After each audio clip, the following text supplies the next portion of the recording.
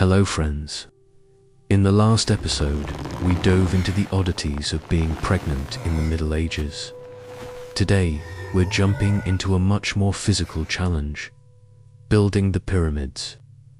When my life was spent as a worker in ancient Egypt, there was neither slavery nor magic, only sheer muscle power and organization. I had to survive on about 4 liters of beer a day. You'll be astonished when you learn the truths behind this colossal project. If you're ready, let's get into the video. But first, remember, don't forget to like the video and subscribe so you don't miss future historical lives. I would wake up with the first light of dawn as the whistles of the foreman signaled that we had to start work while it was still cool in the desert. My life began with the rising of the sun god Ra and ended with his setting. We were not slaves. We were proud, organized, and well-fed workers, but this did not mean the job was easy. Building the pyramids resembled the disciplined life of a military camp. The tasks assigned to us were carefully separated according to our skills: quarrying the stones, transporting them on the river, or working at the final assembly site. In Giza, I lived, worked, and ate with tens of thousands of other workers. Contrary to the idea of slavery, my life actually provided the best medical care and the most guaranteed daily meal available in Egypt at the time. It was true that accidents happened, but even our broken bones were treated by specialist doctors, not just a village midwife. Being part of this great project was a spiritual honor that came with serving the pharaoh. And this was the most important source of my work motivation. My daily ration was the most important and most anticipated part of a pyramid worker's life. I would receive about 4 to 5 liters of beer and large, yeasty loaves of bread daily. This beer was very different from the alcoholic beverages you know today. It was thick, nourishing, low alcohol, with a consistency like porridge. And it was a clean source of calories and fluid in an environment where water was often dirty. The breads were also rich in protein and carbohydrates. The beer not only quenched my thirst, but also provided me with the necessary energy to withstand the exhausting physical challenge of the day. Sometimes onions, garlic, and even a little meat were added to our rations, which provided vital nutrients for the heavy labor. These rations were proof that we were not slaves, but valuable labor. Slaves would never be fed such high-calorie and valuable food. My life, thanks to these strong rations, had a much more guaranteed and nutritious diet than many peasants of that era. The most difficult part of the job was quarrying the stone blocks from the quarries near the river and transporting them across the Nile River to the Giza Plateau. The blocks we carried could sometimes weigh more than a ton, and this was done using sheer human power and simple sledges. We used simple levers and rollers to load the blocks onto the sledges, but the act of pulling was entirely on our shoulders. We had teams constantly pouring water or milk in front of the sledges to make them slide more easily on the sand. This was a simple but effective engineering trick that reduced the friction of the sand. Hundreds of people worked together, synchronized, pulling and singing rhythmic songs in unison. These songs both maintained our tempo and eased our pain. My life was spent at the end of that rope, with the consciousness that every muscle and every breath served the pharaoh's eternity. Bending under that weight was not just a physical act, but also a moment of spiritual submission.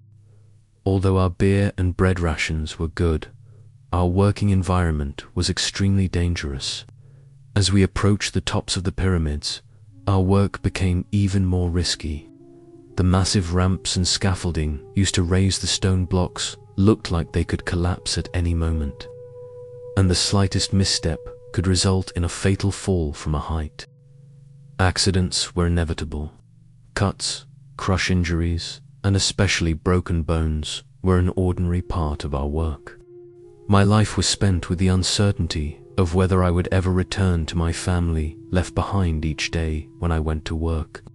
However, as I mentioned before, there was one consolation for this danger: high-quality healthcare. The camp had doctors and surgeons who were incredibly well equipped for the standards of that era. The presence of successfully treated broken bones and limbs was proof that we were not just disposable slaves, but valuable labor. We did not only receive our wages in beer and bread. As pyramid workers, our life was also rewarded with tax exemptions and extra rations. Another great advantage of working on a pyramid construction was having a stable income even during the Nile River's flood season, when the fields could not be cultivated. This was a vital economic insurance for Egyptian farmers. Working during this period prevented our families from starving. Therefore, working at the pyramids was not just a religious duty, but also functioned like a national insurance program. Furthermore, the great feasts held after every major task we successfully completed rested our souls and brought us together. At these feasts, not only beer but also luxurious foods like beef and goat meat were abundant. The biggest impact on my life was this economic stability and social security. This gave us the feeling that we were serving a great purpose. Our worker camp, right near the Giza Plateau, was practically a temporary city. This city consisted not only of shelters, it had its own bakeries, kitchens, medical clinics, and even cemeteries. My life was spent in this organized and crowded environment. The bakeries in the camp were so large that they could bake tens of thousands of loaves of bread daily. Meals were prepared in large central kitchens and distributed to the workers. This showed how developed the logistics were and how serious the Egyptian administration was about feeding us. The remains of these bakeries and large kitchen structures uncovered in excavations are proof of the logistical genius of that era. Hieroglyphic records even showed in detail which teams received which meals. This city provided all the support needed to build a pyramid. As a worker living in the camp, even though I was away from home, my life was extremely regular and equipped with everything I needed, which allowed me to endure the tough physical labor. Sometimes my task would be to polish the surface of the stones for the final time. The exterior of the pyramid had a polished, shiny white casing made of Tura limestone. This casing was brought from hundreds of kilometers away in the Nile Valley. Polishing this stone was an exhausting and delicate task. My life was devoted to making the surface of those massive stone blocks smooth. This process allowed the pyramid to reflect the bright light of the sun god Ra and appear like a star even from a distance. Polishing a block required hours of continuous rubbing and polishing, until even the smallest roughness on its surface was noticed. These polished surfaces ensured that the pyramid was not just a monument, but also a mirror reflecting the glory of Egypt. Seeing how the sun polished the stone during the process made me understand the sacredness of my work. The worker teams were named after a specific animal or a trait of the pharaoh. For example, we had witty and strong names like Friends of Khufu or Drunks of Menkaure. I belonged to a team called the Strong Shoulders of Sima. This was a system that encouraged teamwork and a spirit of competition. Which team worked faster and with fewer mistakes constantly created a struggle of pride and superiority among us. Our successes were even documented in hieroglyphic records. This showed that my life was not just about carrying stones, but also part of a competition that went down in history. As a worker, I was proud not only of my physical strength, but also of the reputation and praise I earned as part of my team. This team spirit made the massive workload more bearable.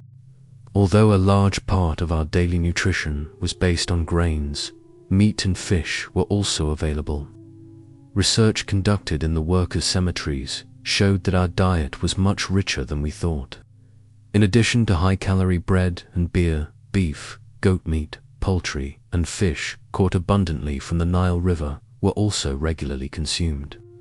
These nutrients provided the protein necessary to maintain our muscle strength and carry those heavy stones. Especially during the peak periods of pyramid construction, the authorities had to ensure we had the best nutrition, as even the slightest weakness could cause the entire project to slow down. My life, thanks to this balanced diet, was much healthier than other Egyptians of that era. This gave us the feeling that we were the pharaoh's favorites. This rich diet was the strongest physical evidence that we were not ordinary peasants, but an elite workforce vital to the state's largest project. Building the pyramids was strictly tied to the spiritual calendar of the Egyptians.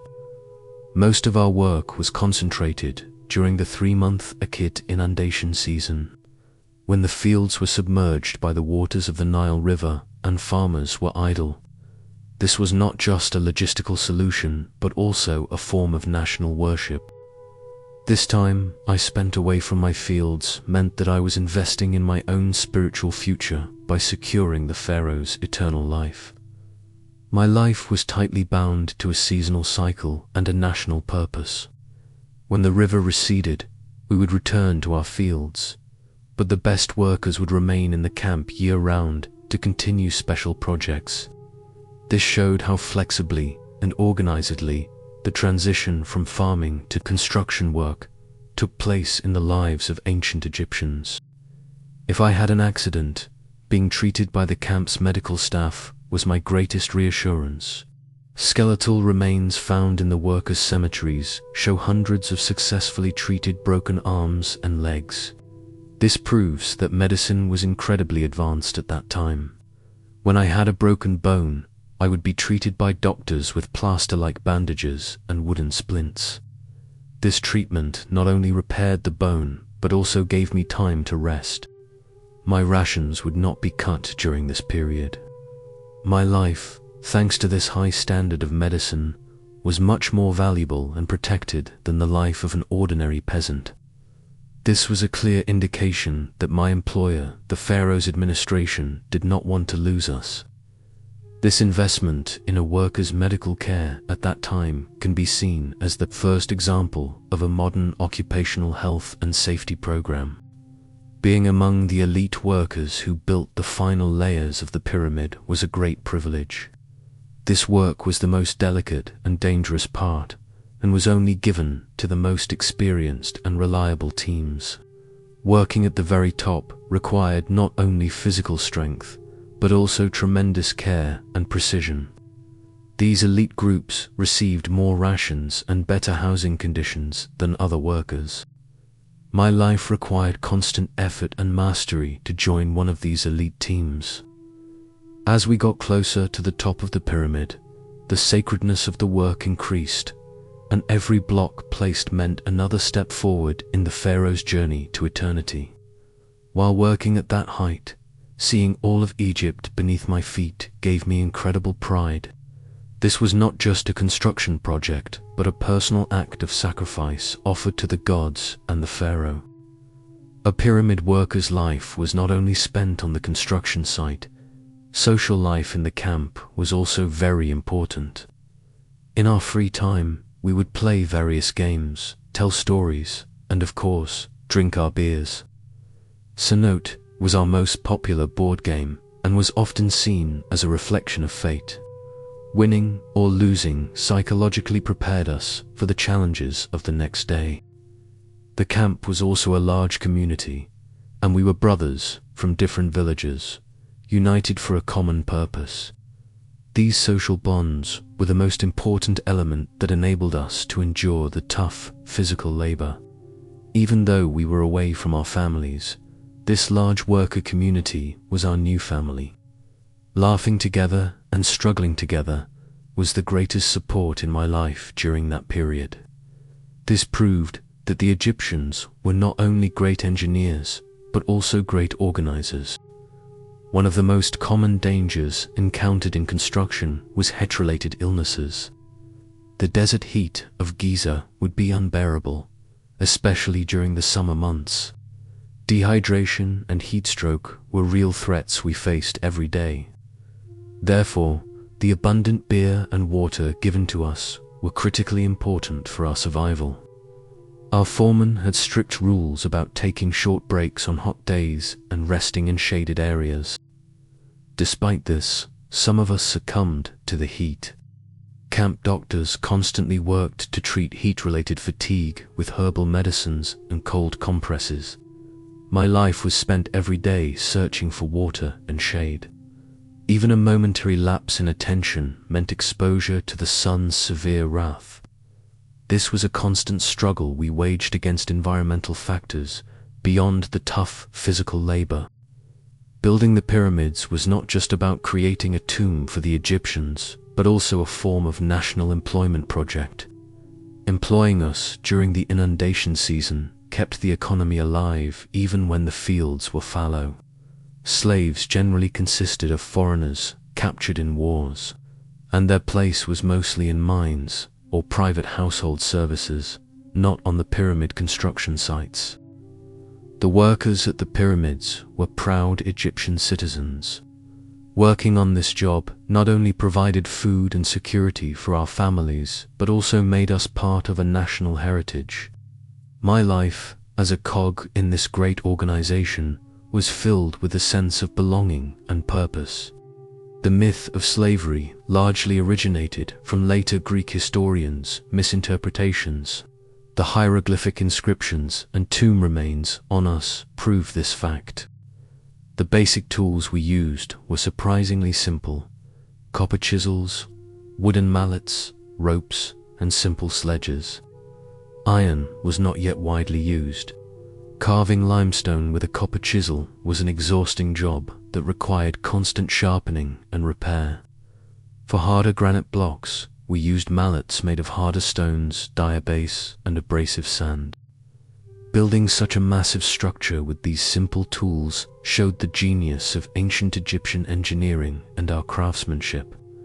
My life was constantly accompanied by the sound of a sharp chisel and a solid mallet. Every blow meant placing one more block. The simplicity of our tools made me understand how much pure human strength and technical knowledge this job required. Having a worker's tomb right next to the pyramid was the greatest honor for an Egyptian worker. Right next to the pyramid, near the city of the workers, there were cemeteries reserved for us, who dedicated our lives to the pharaoh's eternity. These tombs, unlike the mass graves of slaves, were carefully constructed and contained food and tools for our afterlife. Knowing that my soul would be close to the pharaoh's eternal journey when my life ended gave me great consolation.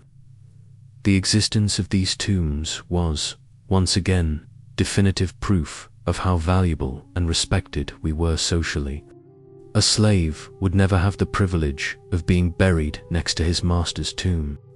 Sometimes, when carrying heavy blocks, we would place round tree trunks under the blocks and roll them. However, it was difficult to find so many round logs on the Giza plateau, so this method was only used for short distances or on soft ground. Generally, sledges with wet sand were the most efficient method. These logistical challenges were close to the complexity of modern engineering projects. Everything had to be carefully planned, and natural resources had to be used intelligently. My life was part of such simple yet clever solutions every day. The satisfaction of successfully moving a block and setting it in place made me forget my fatigue for a moment. This was not just a job, but also a series of small, daily victories.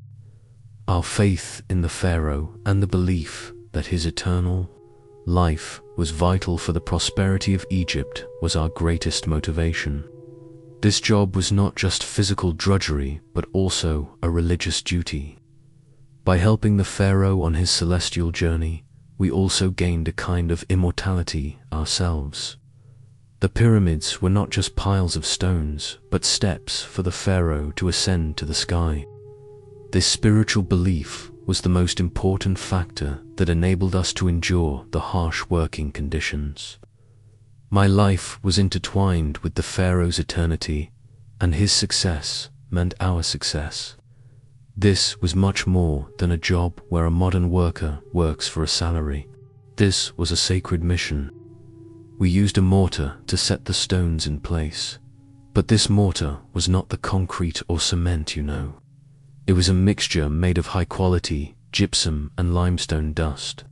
This mortar, rather than gluing the blocks together, filled the gaps between them, increased friction, and ensured the pyramid's stability. The work of mixing the mortar was also dangerous because of the dust filling our lungs.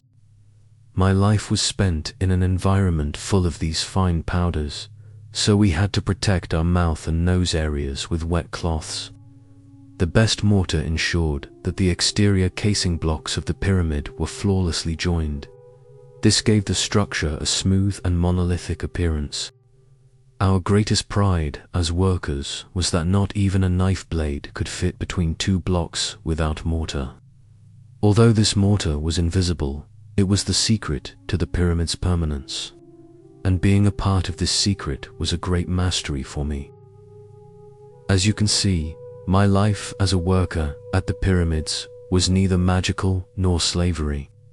It was tough, yes, but full of pride and generous beer rations.